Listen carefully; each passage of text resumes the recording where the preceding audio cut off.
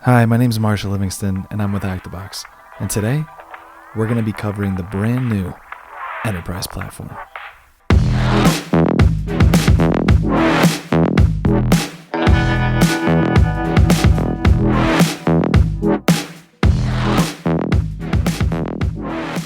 Welcome to the new Enterprise platform, the one-stop shop for all HackTheBox services.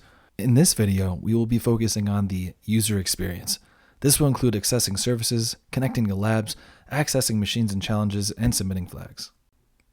First, check to make sure you have been assigned a license to a service. You can do so by heading to the top right and selecting Connect to HackTheBox. Connection packs will be stored here. If you don't see any, check with your administrator to verify you have been granted a license. If you are experiencing any trouble with this or anything else moving forward, be sure to reach out to customer support by clicking on the Customer Support button. Let's go ahead and get connected. There are two ways to do this.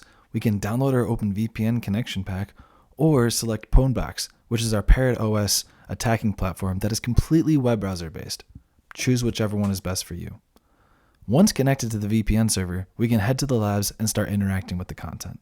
We can tell that a successful connection has been established by checking our VPN logs and also by getting a nice visual up in the top right corner, showing that we are green and ready to begin exploring and testing content.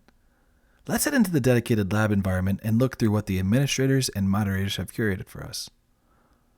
Looks like we have got a lot of content to choose from.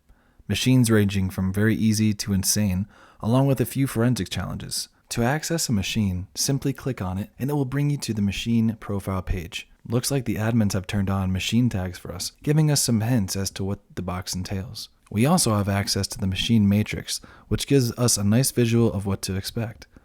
To start the machine, click on the power button and wait for an IP. Now this can take a minute or two. Submitting a flag can be done here in the top right corner. Now once we get the IP, we can begin enumerating procedures. Interacting with the challenge is rather similar. Some challenges will have you spawn it, like the machine previously, or like in this situation, download the challenge to work on locally. Lastly, let's review the My Profile settings. Here, we can retrieve and view earned certifications, view and reflect on your activities, and manage other settings, like changing your username, uploading a new profile picture, or enabling 2FA.